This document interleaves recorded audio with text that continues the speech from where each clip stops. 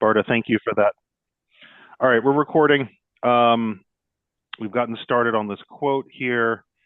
And Barta, you were going to tell us, or did you want to pass on a quick definition of accounts payable? Is it funds that we owe? Yeah, yeah. Okay. It's money that we owe others. That's all it is, right? So the reason why inventory, right, we're assuming $50,000 for this truckload of cartridges. I have no idea what they would cost. I'm making that number up. But so if the transaction occurs in June, but we actually don't pay for the ink and toner in cash in that month, the inventory goes up by 50,000 and the accounts payable, which is a liability, it's a short-term liability, also goes up by 50,000. Thong, do you remember when I say a short-term liability, what does that mean? Or current liability? The money we own, we need to pay. In what period of time? What's the time frame on that? If it's short-term or current? 3 month. Nope, it's 12 months. I mean, Oh, but to be clear, most vendors are going to want you actually to pay. It's what's called a net 30, which means, or net 15, they're going to want you to pay within the next 2 to 4 weeks. But current liabilities, by definition, are things that you're going to need to pay within the next 12 months. So, just quickly, if that's current liabilities, what would be a good definition of current assets, Zoe? Um, s- the actual money, both cash and um pledges that Yep, we have. yep. And so when we're talking about a current asset, what does that mean? And I'll give you the first part of it. It's stuff that's cash or that will be easily converted to cash in what time frame? 12 months. 12 months. So current assets is cash or stuff easily convertible to cash within a 12-month period. Current liabilities is stuff that you owe and are going to need to pay within the next 12 months. Sumaya. Hi. Okay. First of all, if you see me pop up in the chat twice, I'm trying to switch from my phone to my laptop, and my laptop is malfunctioning. So that's why I'm I, maybe in here twice. I have tremendous compassion for technology challenges. Believe me, I do. But secondly, I wanted to touch on something you just said with the net 30. So if does that then not appear anywhere on the balance sheet if you are settling that within the time frame that they're asking Correct. you to Yeah. pay? Okay. You, Then yeah. it's for expenses that for whatever reason have a year out plus. Yeah. So the net 30 is something you're going to see in a contract with your vendors, right? And net 30 is what I like to agree to. A lot of vendors will put net 10 or net 15. So they want to get paid within 10 or 15 business days. Um, but that's not going to show up on the balance sheet. All you'll see on the balance sheet is current assets, current liabilities, or non-current assets, non-current liabilities. But in terms of your accounts payable, those obviously would always fall within a current liability. Sanaz? I have a quick question what you were just talking about for the cash. I have from the one of the readings I have in my notes that cash and equivalents are all investments with an initial maturity of 3 months or less. What's the difference between that 3 months number and the 12 months you were just talking about? Yeah. So the definition of current assets is going to be your cash, which is what you've just referenced, or things easily convertible to cash within 12 months. And there's one line item there in particular that would reference. Someone mentioned pledges, but there's a key word I'm looking for there. So now, can you guess what that is? So if it's not cash under current assets, what's it likely to be? What's going to Um, likely to be the other big item? the inventory Um, or could be, but there's another line item accounts that I'm thinking. receivable? Yeah, accounts receivable, Okay. right? Because accounts receivable is, just the inverse of accounts Mhm. payable, right? If accounts payable is what you owe others, the accounts receivable is what others owe you, right? So this is revenue that you've earned, but you haven't yet received the cash for. this is in many ways the core of accrual accounting. It's the receivables and the payables. And again, this isn't an accounting course, but there's some kind of basic principles we need to make sure that we're all clear on. Veronica, was that a question? Yeah, yes. So, Professor, is the expectation that 100% of the receivables will be actually received, or is there a particular percentage that is actually expected, and then the other one is a potential, I guess, write-off eventually? Or Yeah, no, that's a really good question. So a lot of times with receivables, especially in the world where I've spent most, though not all of my career, is when you're dealing with pledges or other forms of receivables, sometimes you will put in what's called an allowance for doubtful accounts, right? So it's realizing that you're probably, like, if you're doing a fundraiser and you get all these pledges, you're probably not going to collect 100%. And so you're therefore going to discount those receivables by a certain percentage so that you're not overstating either your revenues or your assets. And typically the way you go about doing that is through a historical track record, right? So you're kind of looking and seeing kind of what the trends have been previously. Maybe you're collecting 90%, 95%, whatever it is. And that's what you're going to use to essentially discount it so that you get a clearer and arguably more accurate depiction of what's going on. thank you. And I'm assuming, as a brand new entity that has no track record, is there a particular standard that one should be mindful of? Like, is 90% Are you the thinking about standard? Gotham case in particular, or just in general? Thinking about my future case. Your future. I think one of the things that the Berman and Knight book does very well is really highlight the assumptions and the estimates that go into building out financial statements. And for folks that don't have the background, sometimes that can show up as a surprise. They think, well, the numbers have to be precise. And there's a lot of estimates that go in there. So, you would want to come up with a reasonable estimate and be able to justify whatever that assumption is. It's better to be conservative, right? Under promise and over deliver, if you will, than be overly ambitious. Okay, so let's keep going. All right, so everything that we've been talking about here is tied to the concept of matching principle, which Harry pointed out earlier as well, right? Matching principle means you want to match the costs with its associated revenue in order to determine profits in a given period of time, usually defined in a month, a quarter, or a year. Gotham, we're looking at a month. In other words, one of an accountant's primary job is to figure out and properly record all of the costs that were incurred in generating the sales. In other words, the costs associated or tied to what allowed those sales to occur. So matching principle is sort of a key concept to understand how the income statement gets built. Are there questions on that? Okay. So let's talk about the income statement.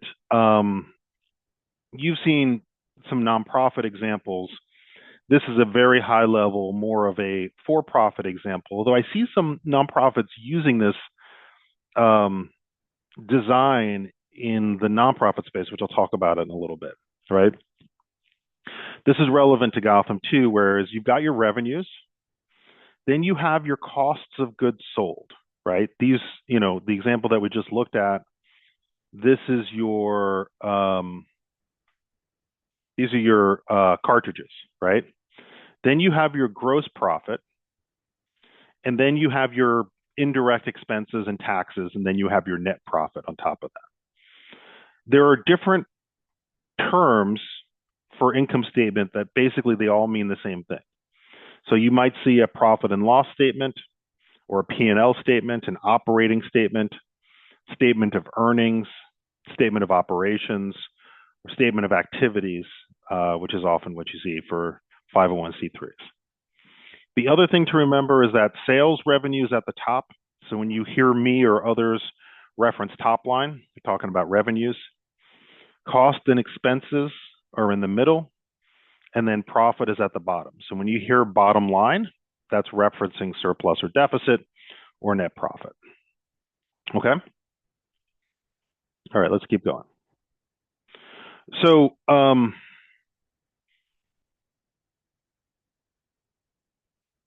in the for-profit world, Peter Drucker said, profit is the sovereign criterion of the enterprise, right? So in the for-profit space, it's very easy, and we've talked about this earlier on this semester, it's pretty easy to measure the impact of a business based solely on its profitability, which is oftentimes what you're going to see in the for-profit world. And if it's losing money, it's only because the expectations at some point in the future it's going to make money. In the nonprofit space, we have what's called the double bottom line that measures performance also in terms of the impact you're having in the community, which makes evaluating impact more complex and, quite honestly, more costly to evaluate, right? There are entire conferences dedicated to social impact or impact investing. It's sort of an aside, but still related to this course, is that measuring impact in the nonprofit space is incredibly difficult to do and also quite expensive. If you think about the space where I operate in healthcare, we have an extraordinary infrastructure, billions of dollars literally invested over the last 15 years in electronic medical records. And even in this subsector of nonprofit healthcare, measuring impact is incredibly difficult to do. So think about all the other subsectors that don't have that infrastructure of electronic medical records, right? So oftentimes you'll see people pointing to metrics that are referencing impact, and they may not be measuring impact as well, at all. They might be measuring things like outputs, okay, or outcomes. But in terms of impact, like in healthcare, impact is our patient populations getting healthier, right? Which was sort of the centerpiece of payment reform under the Affordable Care Act, right? Is let's create payments based on value-based care, right? Are the patient populations getting healthier as compared to volume, which, you know, we're getting a certain amount of money for each time we see a patient. And at least in California and in most states across the country, we're still trying to figure that out. Okay. So deferred revenue. This is also a term that's worth knowing. So in the Berman and Knight book, it says deferred revenue will turn into revenue eventually. Now, by definition, deferred revenue is revenue that is recognized only, revenue is recognized only when it's earned. So if you receive money for a service you have yet to provide, it will live on the balance sheet as a liability until the service is indeed provided. Now, in the for-profit space, it treats deferred revenue as something on the balance sheet. The nonprofit space does that as well on the earned side, but on the contributed side, we have this weird thing which we've talked about, where, for example, if you get a multi-year grant, right? I mean, let's think about this for a second. A multi-year grant is basically deferred revenue, right? You're required to book that multi-year grant when? It's the year in which it was committed, right? So you get a $5 million grant, $1 million each year over the course of 5 years from the Kellogg Foundation. Under the generally accepted accounting principles and the financial accounting, FASB, what is it, 116 or 117, I don't remember anymore. It requires you to book the full amount the year in which it was committed. And that shows up as under that restricted column, if you guys remember that. Is this landing? Is this sounding familiar? Right? But really what it is, these are dollars that are earmarked for future use. it's effectively deferred revenue. We're getting revenues, whether it's in cash or recognizing as receivables, for a service that we need to provide in the future. This is one of the examples where I think the for-profit does a better job accounting for it than in the nonprofit space. I've been doing this for a while. I'm still not entirely clear why we run restricted dollars through the income statement. It seems like a very strange thing to do. It would be better off to run it through the balance sheet and then have some worksheet that explains the inflows and the outflows. But in the for-profit world, and for any revenues that are earned in the nonprofit space, if you're getting revenues for a service that has yet to be provided, it's going to sit on the balance sheet as a liability until the service is provided, right? So let's say you're a San Francisco 49ers fan. They're playing tonight, right? Who are they playing? No, they're playing tonight. Rams. LA Rams. Oh, that's right. They're playing the Rams. I'm still recovering from the game on Sunday. So you buy season tickets to the 49ers. The way the 49ers would treat that is they're not going to recognize the revenue from those season tickets until the game has occurred, right? Because that's when the transaction has happened. So all of those dollars that you pay for the season tickets are going to show up as a liability on their balance sheet until the game has occurred. And that's where the revenue gets earned, because the transaction has happened as a result of the game happening at Levi Stadium. Does that make sense? So same with arts organizations, right? If you buy season tickets. So that's essentially how that works. So it's like, sorry, it's like a liability because there's the chance of a meteorite striking the game, and then the ticket revenue has to go back to the people. So it lives on the liability until it's earned, until the payoff is completed. Yes, I don't know that the accountants necessarily contemplated the acts of God, or the meteorite, but I understand your point. And yes, right, the reason why we're doing all of this, let's just kind of get back to that point. And Venus, thank you for raising it.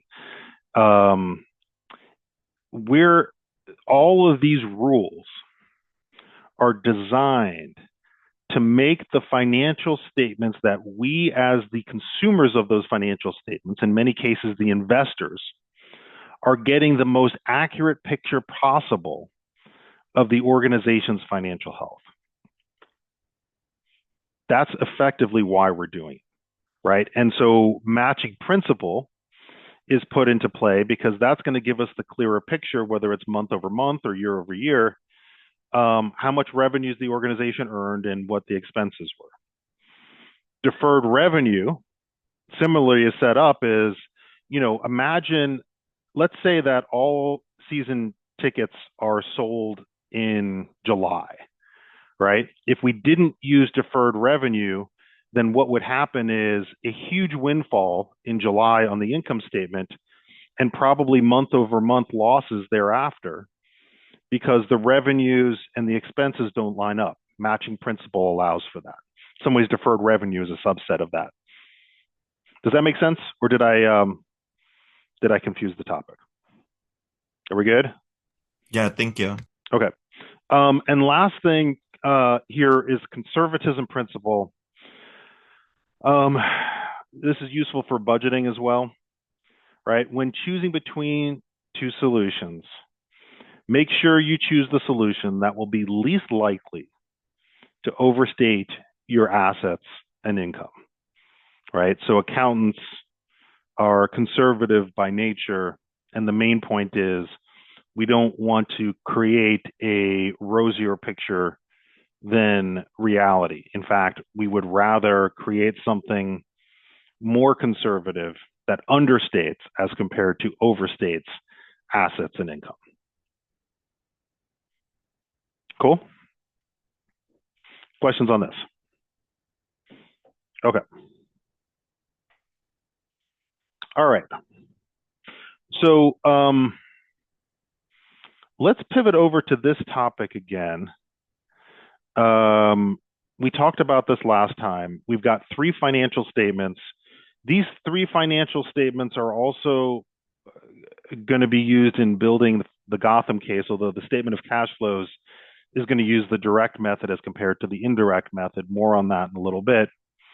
Dollars are in thousands here. Let's just go through this. We covered it last week. To the extent that repetition is the mother of skill, we'll cover it this week as well. Elise, would you be willing to walk us through the statement of activities? What is it telling us? Please stay close to the numbers here. Dollars are in thousands. They had a revenue or sales of 125,000. Yep. In 2016 and 110,000 in expenses. So their ending profit or surplus is 15,000. Perfect. Everyone get that? Very clearly and succinctly stated. It's really helpful to stay close to the numbers when you're presenting financial information. Thank you, Elise. Bruce, I'm giving you a more difficult task. Statement of cash flows. Are you able to walk us through what the statement of cash flows is sharing? And again, I will help you out along the way if needed. So they were able to make a surplus sales, so they were able to get $15,000 revenue outside of once paying for all of the expenses. And then from those sales, 5,000 of that was received and turned into cash, and another 10,000 is yet to be paid, and so that's listed in accounts receivable. Amazing. And so in the cash flow in total, we have a surplus of 15,000, but a negative in accounts receivable. So because we haven't earned that money just yet, our cash is only at 5,000. Okay, almost had it right. Okay. So we technically earned the revenue already. It's just we haven't received the cash. Okay. Right? That's the big difference. So when I say revenue doesn't equal cash in, or expenses don't equal cash out, right? What that's basically saying is on the statement of activities of the income statement, assuming you're using accrual accounting, you can earn the revenue, but it doesn't necessarily mean that you're going to receive the cash, right? So statement of activities is looking at revenues and expenses. Statement of cash flows is reconciling cash. And Bruce, what you said was absolutely right. There's a $15,000 surplus, but only 5,000 in change in cash because there's 10,000 that's still sitting out there in accounts receivable. So here's my next question, Carly. Did accounts receivable go up or down in this period? Let's see. January 1, it was at 0. Oh, accounts receivable went up. Yep. By how much? Assume dollars are still in $10,000. $10,000. And how much did cash go up? $5,000. Right. So does everyone see how the statement of cash flows in the balance sheet or the statement of financial position are syncing up? Right. So even though there's that negative in AR, basically what that's saying is because remember, it's solving for two different things. The statement of cash flows is solving for what's the change in cash. The the balance sheet is saying how much more or less do people owe us. And in this case, there's an additional $10,000 of accounts receivable that's owed to us. There's the revenue that's been earned as reflected in the statement of activities. And of that 125,000 in revenues, there's still 10,000 that we haven't yet received in cash. Questions on this? As we dig into Gotham case, this is going to become even clearer, but this is some of the core stuff that I want to get ready for you to be working on Gotham. No questions? Okay. All right, we're going to skip that one. All right, so a couple more things. So in terms of these three financial statements that we're focused on, and really it's two that we're most focused on, income statement and balance sheet. There's a little on cash flows, but it's really income statement and balance sheet we're going to focus on most. The income statement reflects profitability, right? Surplus or deficit. It helps provide insights in terms of the reliability of your revenue sources. and the cost structure of the organization. The balance sheet primarily reveals your liquidity and your reserves, and also the topic of capital structure, which this course we just don't have time to dig into. But think of it as your assets and then the debt, how leveraged the organization is, right? So this kind of digs into like if you're taking out a mortgage or you're doing some kind of new market tax credit deal or some sort of bond issuance. That's another conversation for another time, but that's also what would be reflected on the balance sheet. And then finally, statement of cash flows reflects the sources and the uses of cash. Okay. All right. So I think we're going to do this a little bit differently today. Now let's go ahead and dive in. I was going to do a break early, but I'm not going to do that. So now I just need to figure out how to get everything. Here we go. Okay, so can everyone open up the Gotham case spreadsheet? And that's what we're going to start working on today. Okay, and then depending on how far we get, we may pick up some additional lecture topics towards the end of class today.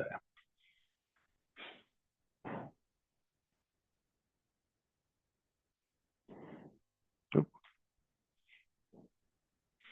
Give me a second here, you guys.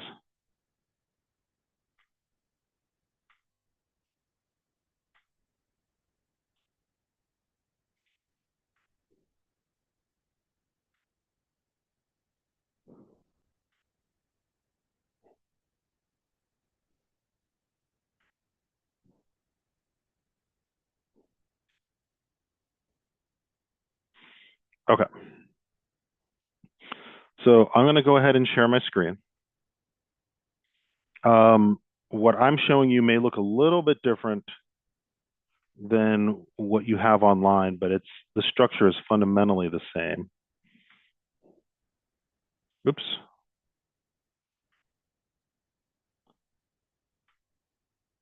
Okay.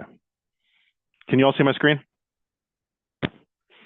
One of the things I just find that's so fascinating, right? In the Gotham case, we basically have 4 data points from the case. How many frozen meals were sold, how much revenue per unit, what the cost of goods sold per unit is, and then they have monthly expenses. And through these 4 data points, we are going to build the income statement, the balance sheet, and the statement of cash flows.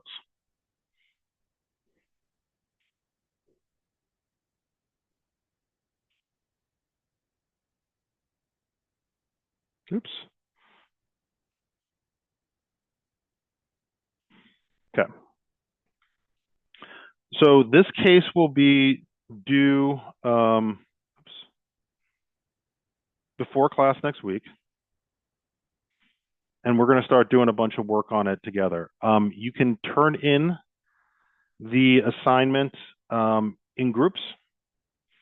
What I'm looking for is the spreadsheet that's formula driven and then answers to the questions in the case. Okay? But let's do some work together now. And we'll start taking a closer look at this. So the first thing is, let's talk about units sold. So in the case, it references how many units were sold. We're going to run from October through the following September. So can someone walk me through how many units were sold in October? Sanaz? 0. Okay. And then what about November? 325. Okay. And then December? 450. January? 500. Okay. And then it starts becoming that 250 increase. So 750. Right. And so you see the growth rate that I have set up over here, this 250, right? So all I'm doing is saying equals this previous month, right? Plus the 250 here and then we're locking it down. So it's always referencing that cell, right? The dollar signs behind that. And once you have that information, I'm on a new laptop here, you guys. It's just a little wonky, right? It's going to make those changes here. And then because when it's all formula driven,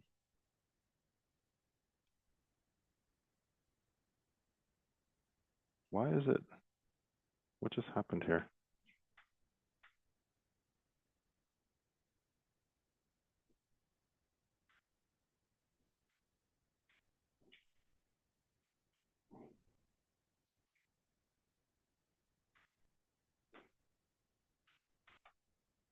Sorry, you guys, I'm really struggling with this. Okay, let's try this again.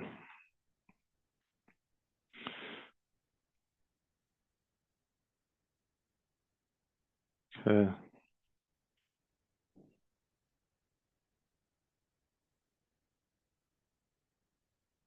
Okay.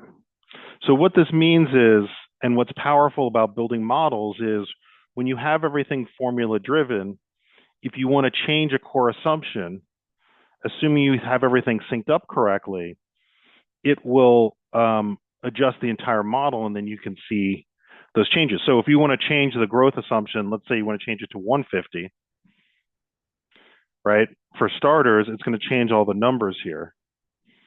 But once we start to build out the financial statements, you can see the impact of that as well.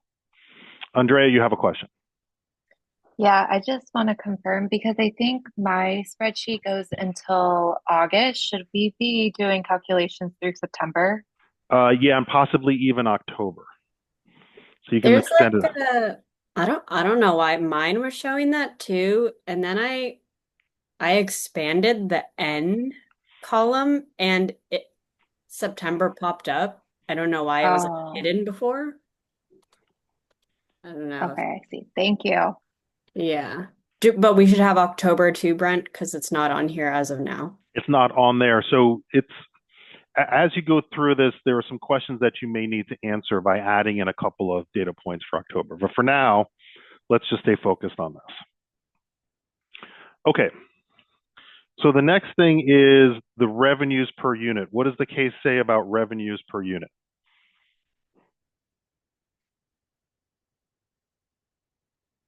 How much revenue per unit? It says they sell them for $11 each. $11 each, right? So there's different ways to build a model.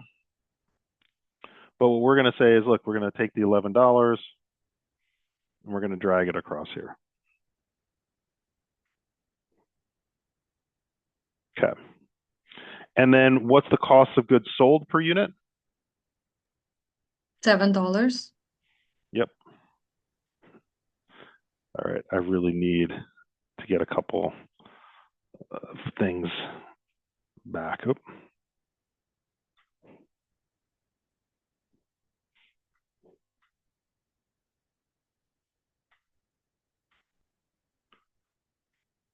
This computer is doing the weirdest thing here, and I don't know why. Okay. So once we have the $7,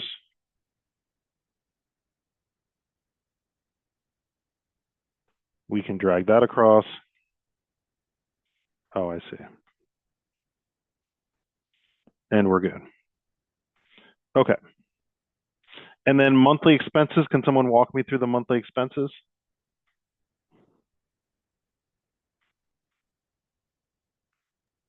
In October, the costs had grown to 300.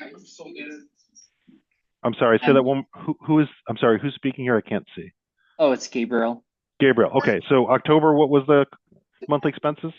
300. Okay, and then November? 1,400. Okay, and then December? And it says 1,400 in November and December, so does that mean it's the same? Yeah. Okay. And then January? 1,600. Okay. And then for February and March, 2,000. And then it says for expected to remain at 2,000 for the rest of the year. Got it. Okay. So now we've got this all populated here. So literally with this populated, we can now build all of these financial statements.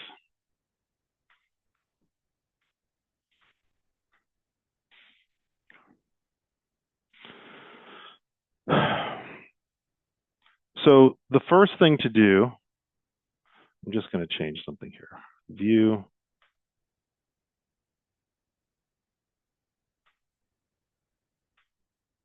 Okay. So one deviation from the case, folks, please pay attention to this, is the case reference this is a little bit differently. The case says that the contributions were already received. They reference it as retained earnings. I'm adjusting the case to show that the $25,000 grant came in October. Okay. So let's do revenues first, right? So in terms of total revenues, the formula is just the earned revenues plus the contributed revenues, right? So for me, it's C12 plus C13, right?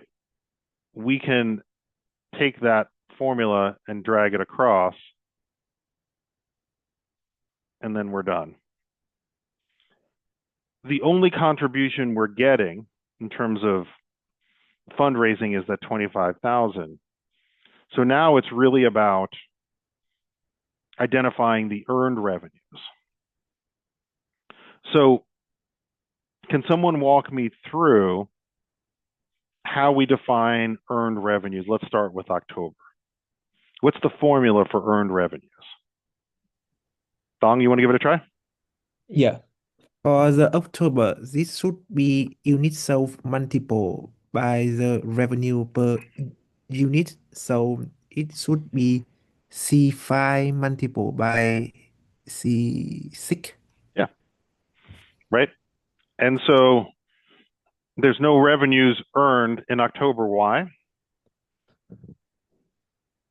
Because there is no unit sold in October. There were no sales, right? But if we're going to November, they sold 3,575, right? And so this you can take and drag it across, and you've got all the earned revenues as well. Okay. So in a matter of minutes now, we've built the income statements. Okay. So the second part here is looking at expenses. What do we know about matching principal as it relates to costs of goods sold? What does matching principal tell us?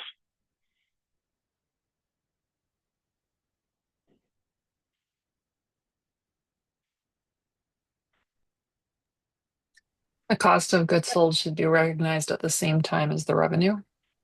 Yeah, as the revenue that's been earned, right? Earned revenue, yeah. So, so for cost of goods sold, what's the cost of goods sold in October?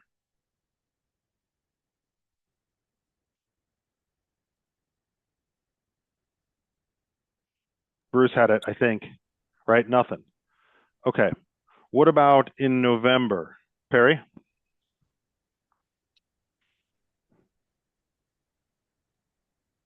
It would be, 7 times 325. Exactly. Right. So it's the cost of goods sold per unit, which is $7, times the number of units sold, which is 325.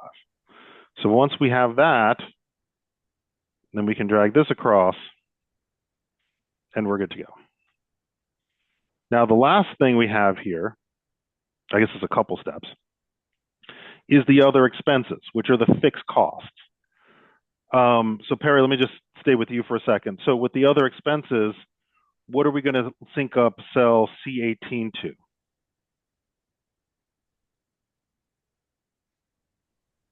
Other expenses would be coming from the monthly, Yeah, the monthly expenses, right? These are kind of, think of those as your fixed costs, right? it's your rent and utilities, right? And so once we have that,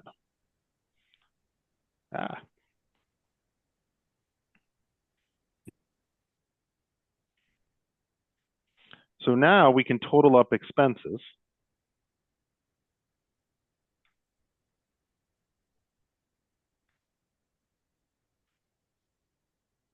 Right, which is just the cost of goods sold plus the other expenses. And so now, once we drag this across, right, we've got our revenues and we've got our expenses, which means we can also determine the surplus or deficit, which is just the revenues less expenses.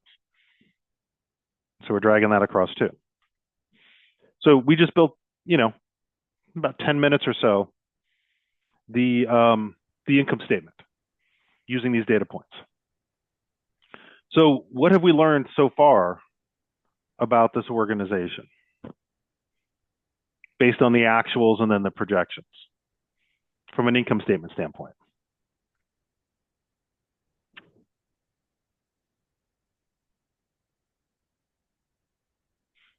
Are they profitable?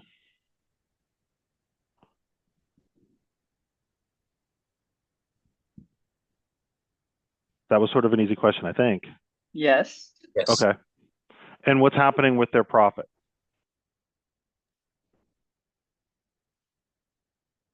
Would it be helpful to show it graphically? Going I up. think they started in the negative and then they grew it over time. Right.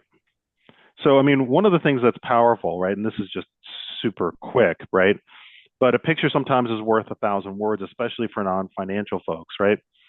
Yes, they're profitable. They had that one small loss in November, but otherwise also their profits are growing.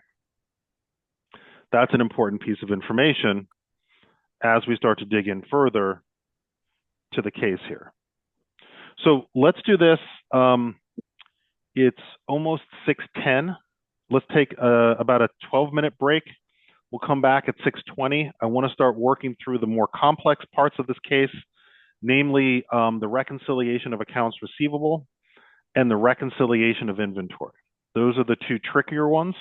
We'll come back and go through that and then get as far as we can together as a group. And then I'm going to pass it to you all in your groups to finish out the case study. Okay? So 10-minute break, we'll come back and we'll continue the conversation. This will be completed during this session, or we're gonna work on it in groups after? It will be probably 70 or 80% in class, and then the balance of that will be for you to work on with your groups. Okay. Is there an Excel resource for us? I've never touched it in my life. I don't even have it installed. Oh, well, what I would do is make sure you find a partner who does have that. I think Google Sheets has an equivalent, if I'm not mistaken. Yeah, I tried doing the formula thing and dragging, and it did some wacky stuff.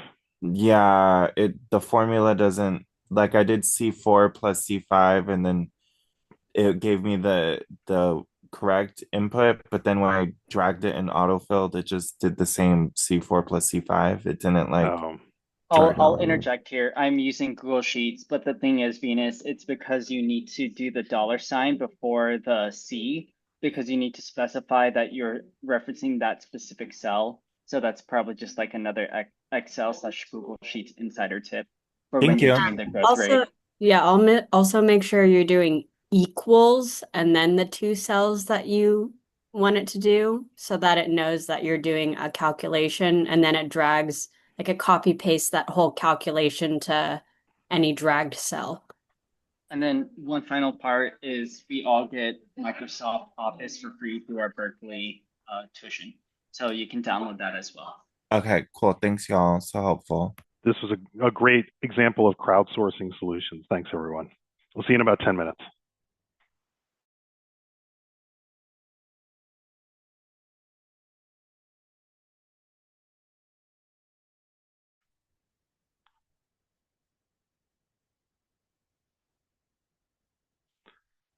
I share my screen.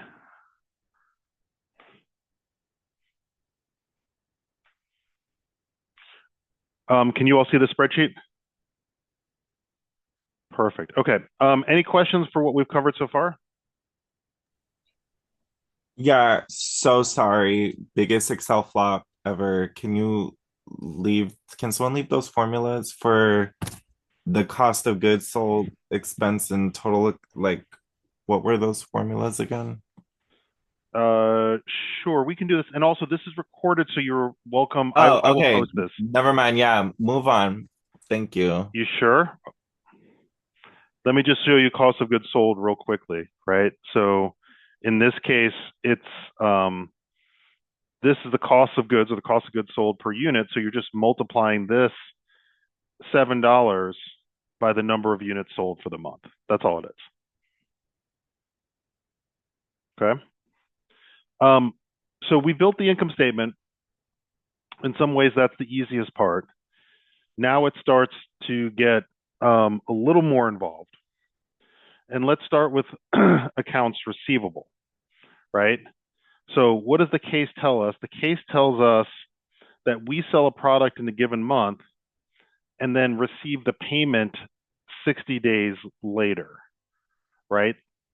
How exactly does the case tell us that? How is the case laying that out for us? Does anyone remember?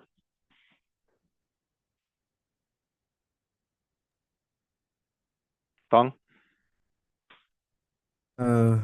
I think the ending balance from this month is the BB from this month is the EB from last month, and the reduction in this month is the sales from the last 2 months.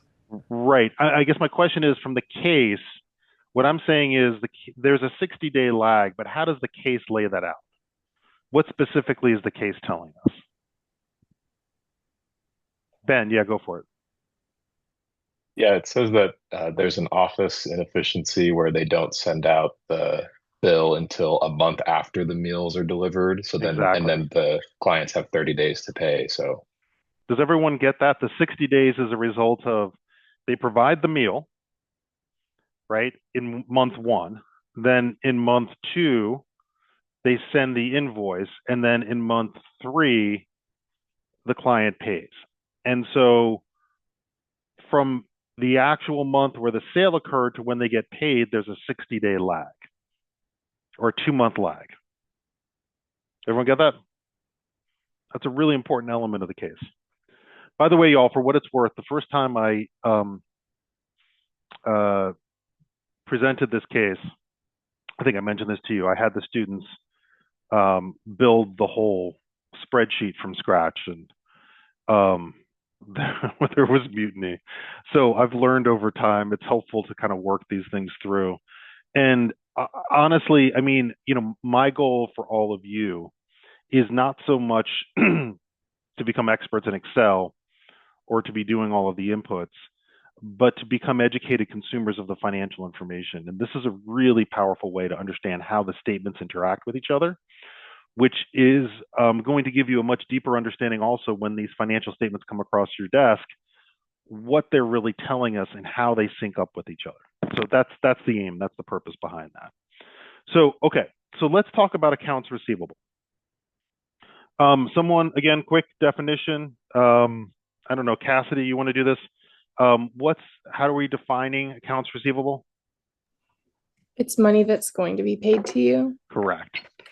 Right? Okay, so for accounts receivable in a given month, there's going to be a beginning balance. The beginning balance could be 0, right? And in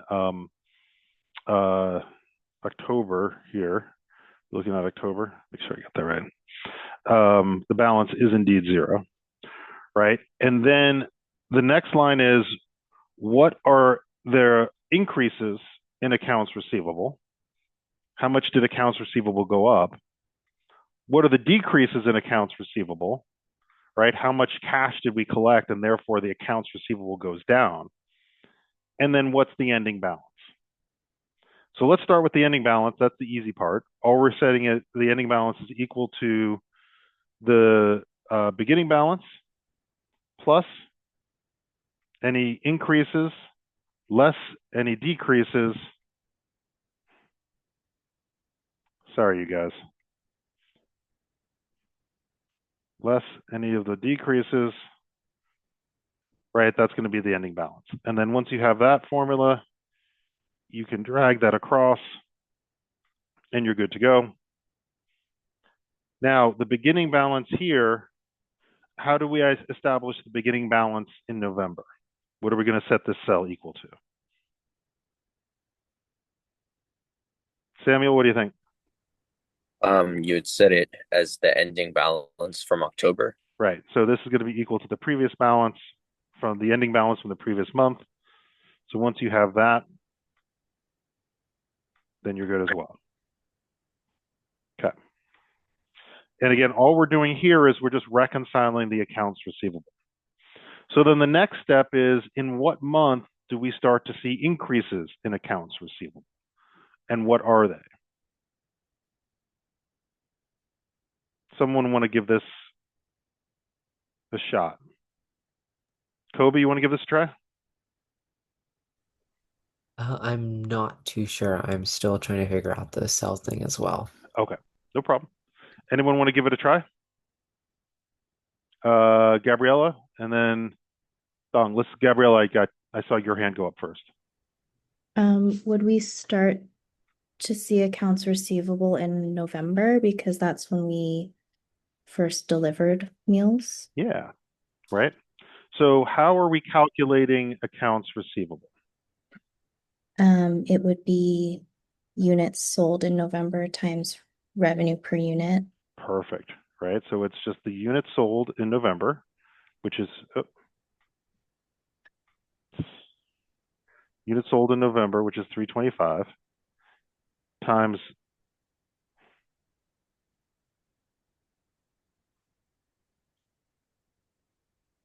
the units sold in November, which is 325, times the revenue per unit.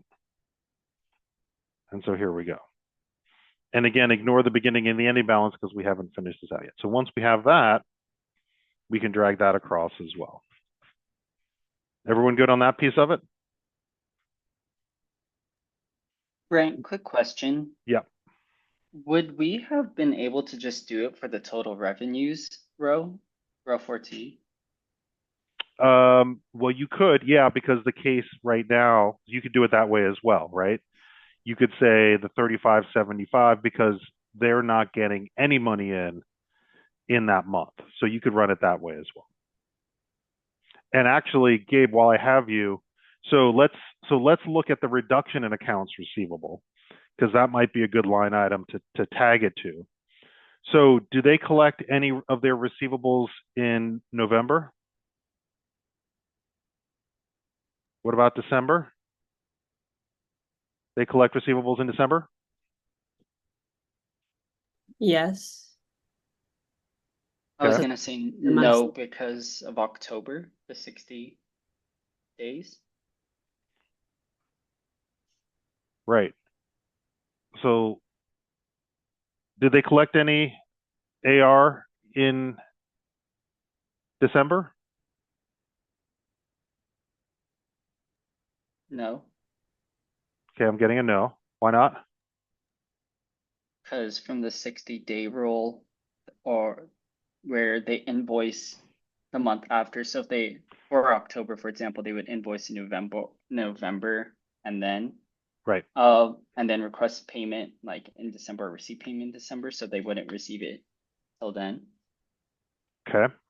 Anyone have a different point of view on that? Thong? I think they would receive the payment from October, but Right. there is no October. There is no sale in the October. So Exactly. Exactly. So, I mean, if they had sold anything in October, then yes, according to the assumptions in the case, they would have collected it, but the sales in October were zero. So therefore, in December, the AR received is zero. But y'all are on the right track here. So what about January? What's going on in January?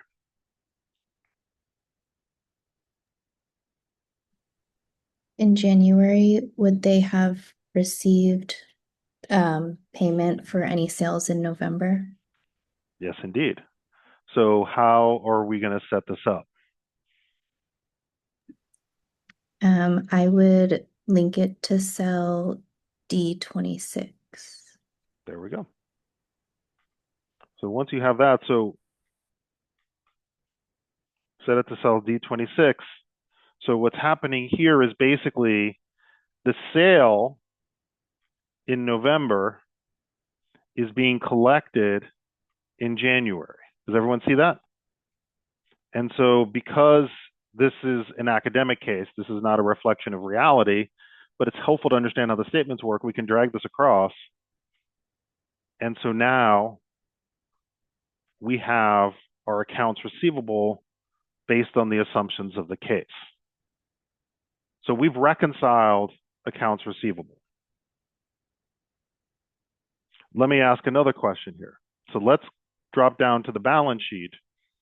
So we actually have a line here for AR, right, or accounts receivable. So, and we know now what accounts receivable is. So what are we setting this cell equal to based on the reconciliation? What is cell, in this case, C38 going to be equal to?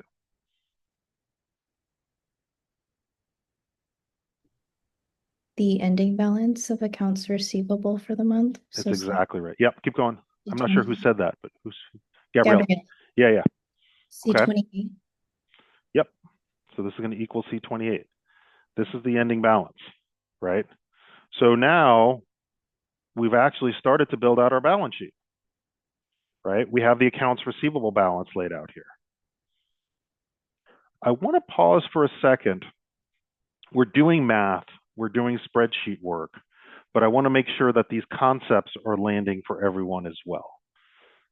I really want you to understand what accounts receivable is and why we're tracking it on the balance sheet. Like, what is this telling us?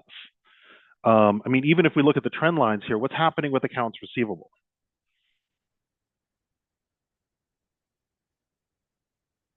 Let's do a quick graph. It's increasing. Yeah, right? It's increasing pretty significantly. It's kind of, it's a little hockey stick like, right? So month over month, it just keeps going up and up and up. How do you think that's affecting cash?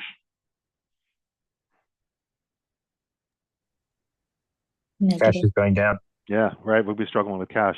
Sumaya, was that you answering the question? Or did you have a separate question? Oh yeah, no, I was just going to answer that it should be going up at approximately the same rate as the cash. Okay. All right. So now, right, we've done accounts receivable. We've talked about the beginning balance, the increases, the decreases, and the ending balance. Now let's talk about inventory. Someone walk me through inventory.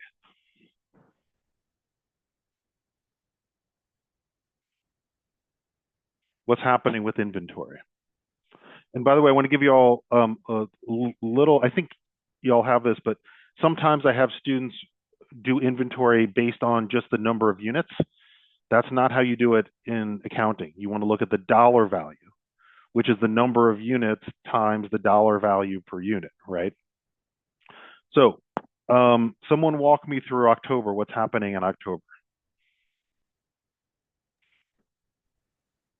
Beginning balance in October is 0.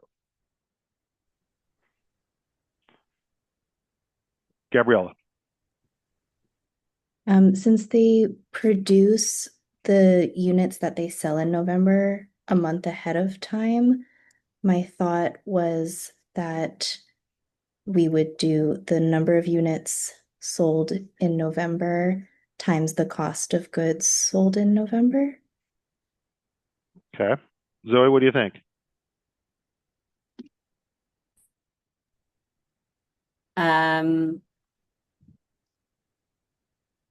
Yeah, I don't really know about the months, but it does make sense to me that it would be the units times the cost of unit.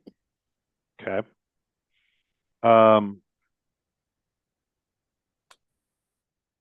Andrea, what are your thoughts? Would it be the number of units sold times the revenue minus the COGS? Nope.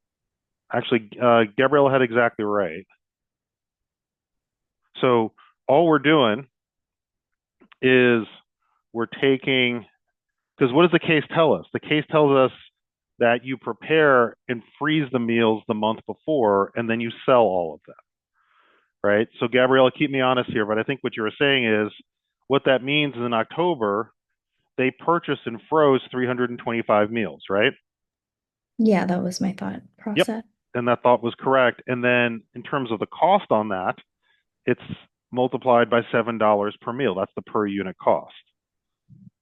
So what that gets us is in terms of the inventory, right? That's $2,275 of inventory.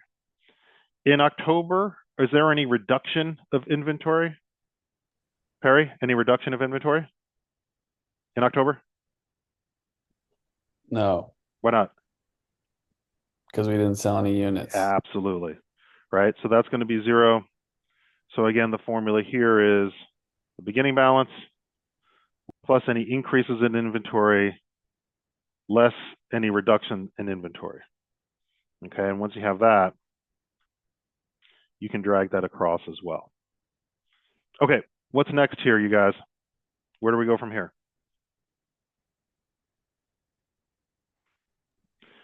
Sumaya? Is the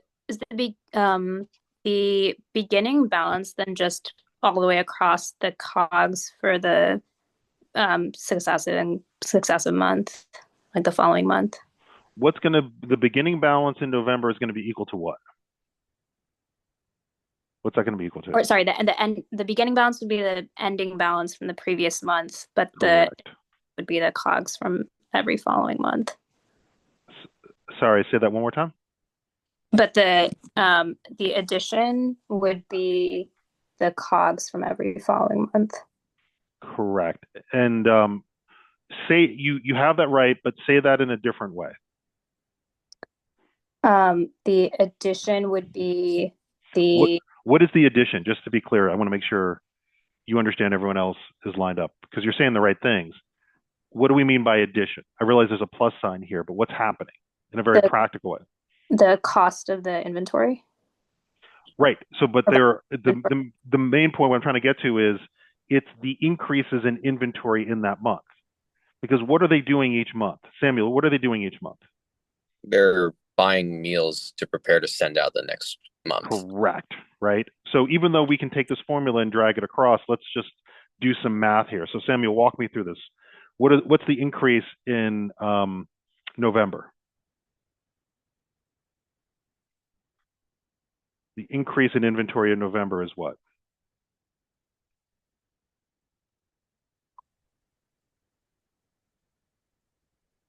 It's the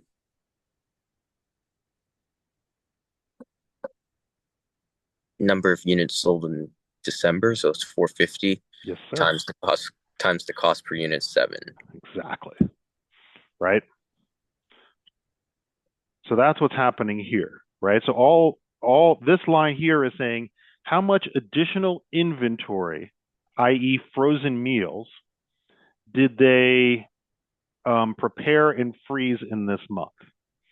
And then the reduction, so this is the increase in inventory. The reduction is what? What's the reduction here? Harry, what's the reduction?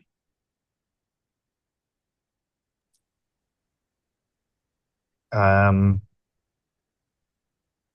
idea. Sorry. No problem. I'm still trying to follow it.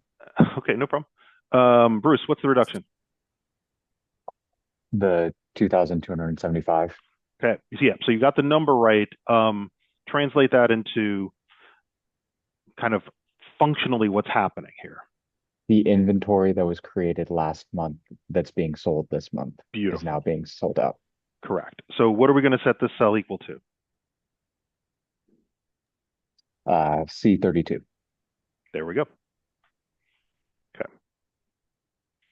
So we drag this across. And we drag this across.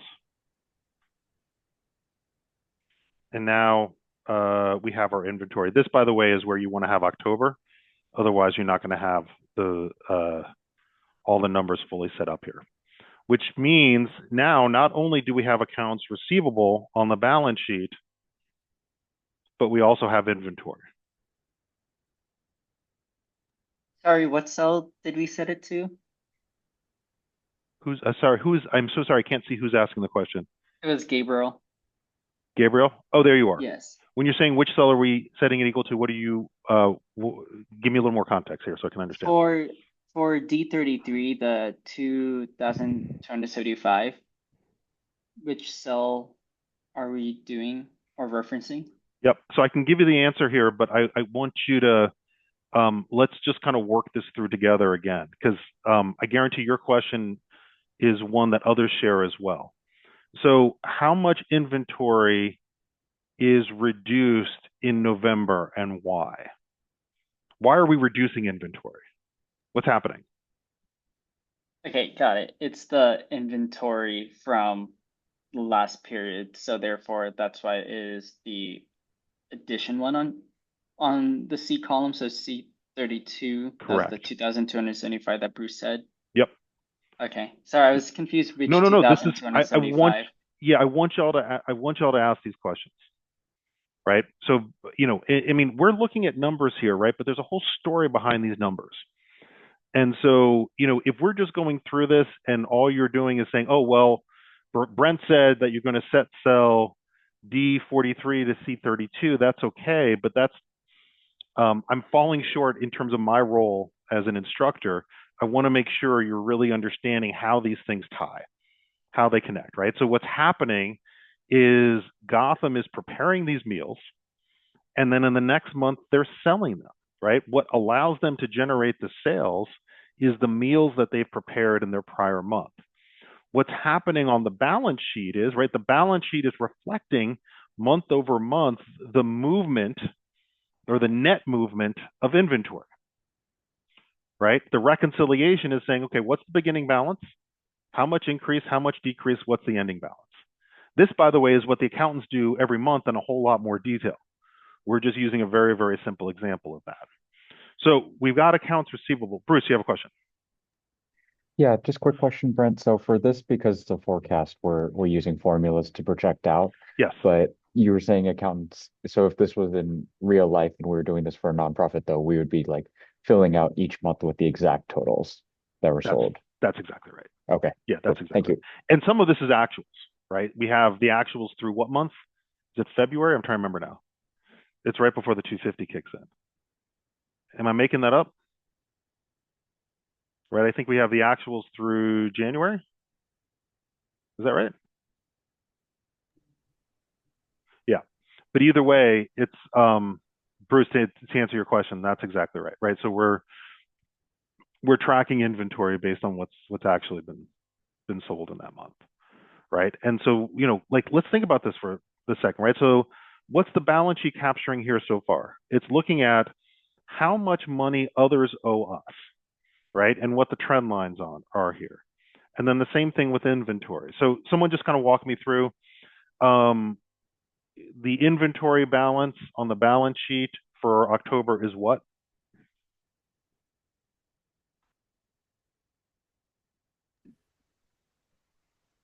The end balance on the inventory. Yep, right? Because that's the ending balance. That's how much we have at the end of the month. So once we've got this, then we can drag this across. So literally, y'all, we're actually almost done building the financial statements. There's one missing piece, and that's the cash flows. Okay. And this may very well be the hardest part, but it's not that hard. So let's start with the cash that's been received by the funder. That's equal to the 25,000, which we have up here, right? That's the cash that's been received by the funder. How much cash in October? Remember, the purpose of the cash flows is reconciling the change in cash. So the ending cash balance here is going to be what we see on the balance sheet. Once we have that, we're done, right? So how much cash in October was received from the customer?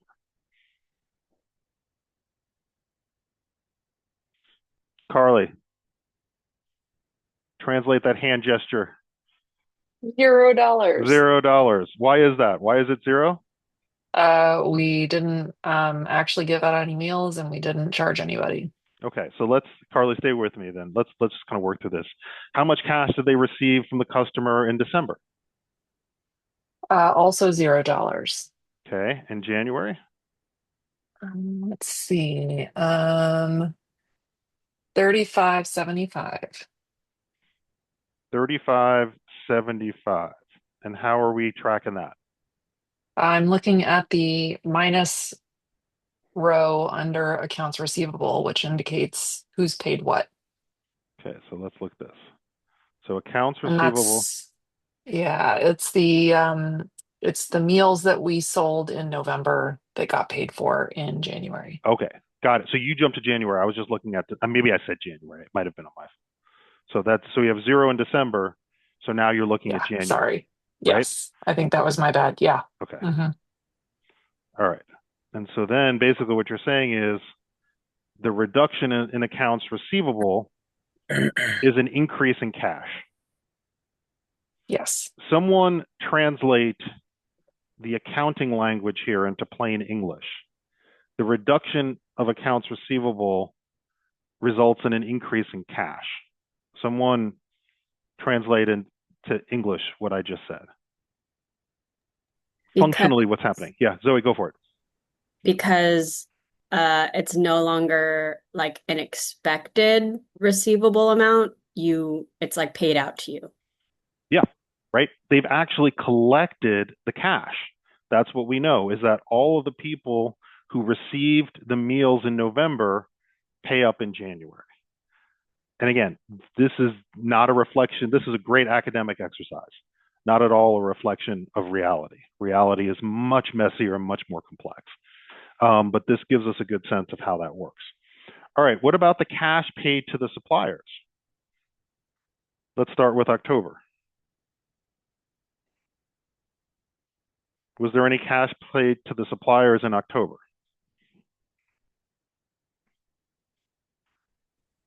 Would that be the cost of goods sold for the items that are going to get sold in November? That's exactly right.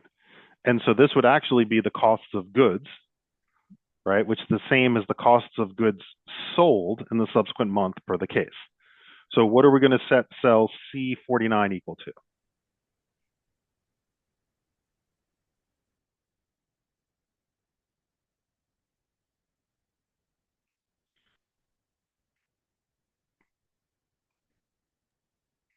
Would it be C7 times D5? C7, so that's the cost of gold, times D5. We can do it that way. Yep, there's different ways in which you can set that up, absolutely. Right, because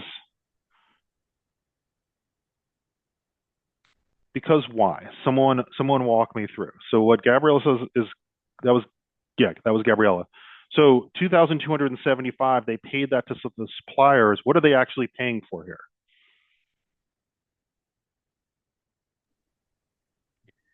It's the cost for the supplies for making the meals. Right.